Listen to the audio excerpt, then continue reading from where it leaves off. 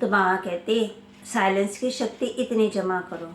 Silence की शक्ति से हर आत्मा के मन का आवाज़ इतना ही समीप सुनाई देगा जैसे कोई सम्मुख बोल रहा है। तो बाबा कहते आप इष्ट देव हो, तो देवों का काम क्या है? आत्माओं के मन में अशांति, दुख की स्थिति के चित्र ऐसे ही स्पष्ट दिखाई देंगे जैसे टीवी द्वारा दृश्य व व्यक्ति स्पष्ट देखते हैं। जैसे इन साधनों का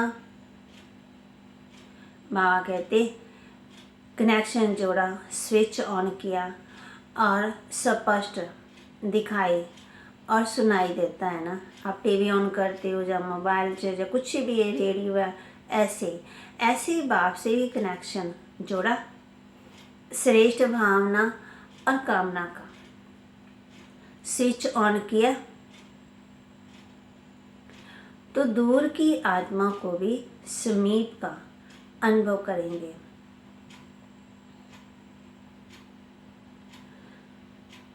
आज बाबा हम बच्चों को इशारा दे रहे हैं स्वयं को संपन्न बनाने का। ऐसे नहीं कि सेवा में इतने बिजी हो जाओ तो स्वयं को देखने का समय नहीं मिले। बाबा कहते पहले हमने खुद को देखना, स्वयं को देखो और समय को भी देखो। बाकी सभी खुश मिजाज रहते ही हो। अगर खुश मिजाज नहीं रहते हो तो जिसमें फेथ हो, भावना हो, उसमें से योग लो, क्योंकि बाप दादा जानते हैं कि छोटी छोटी बातें किस समय भी आ सकती है, समय बता के थोड़ी आएगी। इसलिए अपने को अलर्ट रखना अपना फर्ज है। कोई कितना भी कहे, लेकिन स्वयं को अलर्ट करना है।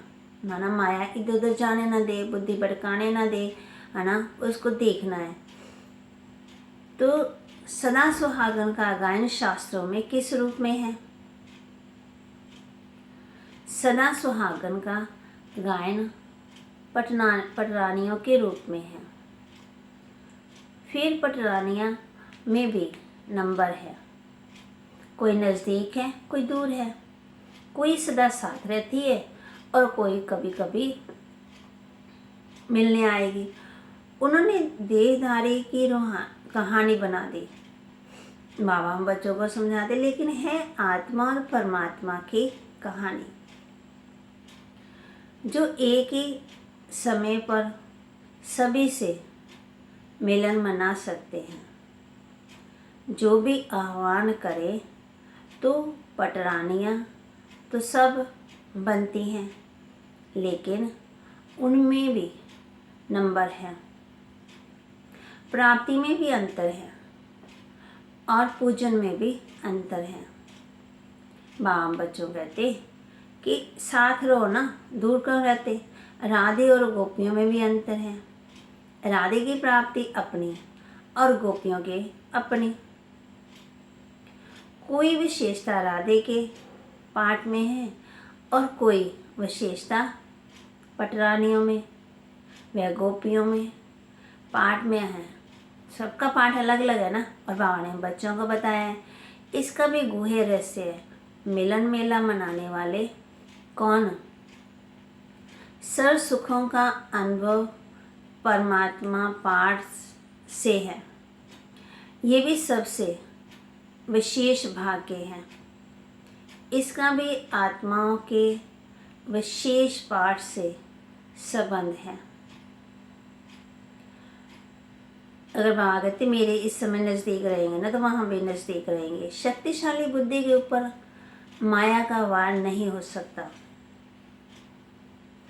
अर्थात परवश नहीं हो सकते। जब हम बाप के साथ रहते हैं ना, तो माया आ नहीं सकती। माया के वार का मूल कारण है कि बुद्धि की कमजोरी, और कमजोरी का निवारण है मनन शक्ति। जितने हम मन शक्ति बढ़ाते जाएंगे ना, उतनी बुद्धि स्वच्छ होती जाएगी। स्वच्छता अर्थात सच्चाई और सफाई। सच्चाई और सफाई तब होगी जब अपने स्वभाव को सरल बनाएंगे। बाबा बच्चों कहते स्वभाव को सरल बनाना है। आप ब्राह्मण झूठ कैसे बोलते हो? कहते हो कि हम ट्रस्टी हैं, सब कुछ आपका है,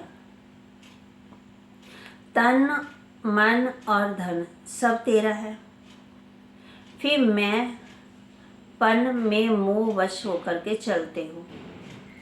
तो मैं पन लाना या मेरा समझना, ये भी झूठ हुआ ना। बाबा कहते कहना तेरा और करना मेरा, झूठ हुआ ना। फिर वादा करते हो तुम्ही से खाऊं, तुम्ही से बैठूं, तुम्ही से हर दिल की बात करूं, तुम्ही से बोलूं, तुम्ही से ही सर संबंध निभाऊं, लेकिन करते क्या हो? खाते किसी और के साथ, बैठते किसी और के साथ, याद किसी और को। लेकिन प्रैक्टिकल में बाप की स्मृति की बजाय दूसरों की स्मृति भी साथ साथ रखते। वादा है कि मैं तो एक बाप का, दूसरा ना कोई। अगर वह नहीं निभाते तो ये भी झूठ हुआ। तो बाबा बच्चों कहते एक बाप दूसरा ना कोई। एक बाप में ही सर संबंध रखने हैं। सर संबंध रखेंगे तो खुश रहेंगे। अगर दूसरों के साथ संबंध जोड़ेंगे ना तो दुखी होंगे। तो बाबा कहते फिर माया भी वार करेगी, फिर हम उसके साथ अटैच भी होते जाएंगे, फिर भीतर से कुछ नहीं रह सकेंगे, फिर दिल की सच्ची सफाई नहीं होगी, सच्ची खुशी नहीं होगी, फिर उसका अनुभव नहीं कर पाएंगे। तो बाप हम बच्चों कहते बच्चे अंदर से और बाहर से मीठा बोलना, मीठा प्रेम स्वरूप व्यवहार करना, भीतर से सब कुछ माना चेंज करना है। कहते खुद को जानो तो खुदा मिल जाएगा। खुद को नहीं हम जानते, खुद को नहीं देखते। खुद को देखना है, खुद को जानना है। अगर हम दूसरों की बातें करते रहेंगे, सुनते रहेंगे, तो ये भी बाबा कहते ये अपवित्रता है। बात बात पर घृणा करना, मन भारी हो जाना, है ना, सोच में आ जाना, चिंतन करते रहना, पश्चाताप करते रहना, डर जाना, ये क्या है? ये संतुष्ट ना होना। तो ये योगी के लक्षण नहीं, योगी के गुण नहीं है। एक परमात्मा के ऊपर मन परमात्मा से हमारी पूरी मन की प्यार होना चाहिए। दूसरी बातों को पकड़ के नहीं रखना है। अगर हम दूसरी बातों को पकड़ के रखते हैं तो फिर माया पकड़ लेती है। जब हम बाप के साथ जुड़ते हैं तो बाप हम बच्चों को शक्ति, एनर्जी, पावर देते हैं। तो बाप से हमने पावर लेनी है पूरी सच्चाई और सफाई से। जब हम पूरी सच्चाई और सफाई से बाप को याद करते हैं तो हमें पावर मिलती है और लाइट भी और माइट भी मिलती है। तो आज हम किस बात का ध्यान देंगे? अपने को लाइट और माइट। वेले उठते ही हम परमात्मा को याद करते हैं, कोई भी नेगेटिव संकल्प नहीं चलते हैं। तो ये जो नेगेटिव संकल्प है ना, वो जहर है कि जो अमृत समान हमारे संकल्पों को जहरीला कर देते हैं। नेगेटिव से हमारे शरीर पर बहुत प्रभाव पड़ता है और हमारे मन को दूषित भी कर देता है। डर हर बीमारी की जड़ है। जब हमारे नेगेटिव संकल्प चलते हैं तो हम डरते हैं। हर आत्मा के अंदर संकल्पों में डर रूपी जहर बैठा हुआ होता है। और बाबा बच्चों कहते हैं ये डर कैसे निकालना है? बाप की याद से सुकून, शांति जो है, जो वो डिटैचमेंट से ही निकलता है। संकल्पों से डिटैच होने के लिए संकल्पों में हिम्मत रखनी पड़ती है। और जब हम संकल्पों से डिटैच हो जाते हैं, तब हमारे संकल्पों को सुकून मिलता है, शांत हो जाते हैं, पवित्र बनते हैं। और जब संकल्पों को सुकून माना शांति मिल जाती है, तब हम आगे की यात्रा सुकून से साथ करते हैं। तो संकल्पों को पहले हमने शांत करना है। संकल्पों से डिटैच होना अर्थात जो भी संकल्प हमें भारी करते हैं, उदासी लाएं, भय, चिंता में लाएं, हमारी खुशी को गुम कर दे, उन्हें बार बार परमात्मा को समर्पण करना है कि परमात्मा को देना है। स्वभाव का अच्छा होना अर्थात स्वयं के भाव का स्वार्थहीन होना, क्योंकि जहाँ मैं और मेरापन है वहाँ तो लड़ाई होगी ही होगी। और स्वभाव अच्छा होता है दिल वाले का, क्योंकि दिल प्रेम से ही परिपूर्ण होता है, तो वो हर चीज़ से भरपूर होता है।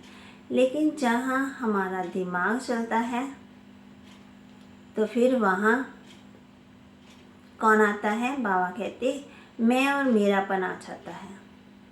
जो दुनिया की खूबसूरत चीज़ें हैं, तो वो सब चीज़ें हमारी आँखों को सुकून देती हैं, इसलिए वो हमें पसंद आती हैं। परंतु परमात्मा बाप को तो वह चीज़ पसंद आती है। कभी हमने सोचा जो दिल को सुकून देती है वो परमात्मा की याद। शिव बाबा ने हमें समझाया है कि हम अपनी कथनी और करनी को एक समान बनाएं, क्योंकि बोलना और करना इन दोनों में इतना फ़र्क है। जो हम बोले वो ही हम करें। जितना परम धाम और पाताल लोक में है, बाबा हम बच्चों को समझा रहे हैं, क्योंकि बोलना बहुत सहज है हर चीज़, परंतु करने के लिए बहुत ज़्यादा पावर चाहिए, और वह पावर एक ही बार नहीं आनी चाहिए, नहीं चाहिए होती। तो हमारा मन एकाग्र चाहिए, क्योंकि ये मन को साधने की यात्रा है। इसमें चढ़ना और उतरना दोनों साथ साथ चलता है। इसलिए एक पावरफुल निश्चय बुद्धि और परमात्मा प्रति प्रेम और समर्पण से परिपूर्ण आत्मा की अपनी कथनी और करनी एक समान बना सकती है। कोई भी काम अगर हम सेवा समझकर निम्मत होकर के करते हैं, तो भी जो काम है ना वो सहज हो जाएगा और हमारी स्थिति भी लाइट रहती है। परंतु अगर मैं और मेरेपन में आकर के करते हैं ना, तब मुश्किल होती है। तो मुश्किल को सहज बनाने के लिए बाप को समर्पण कर दे। सुख का अर्थ ये नहीं है कि जो आपके पास है उसका आनंद लेना है।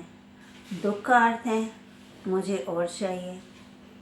तो परमात्मा हम बच्चों को यही समझाते हैं कि बच्चे जो भी मन में नेगेटिव संकल्प चलते हैं वो बाप को अर्पण कर दो।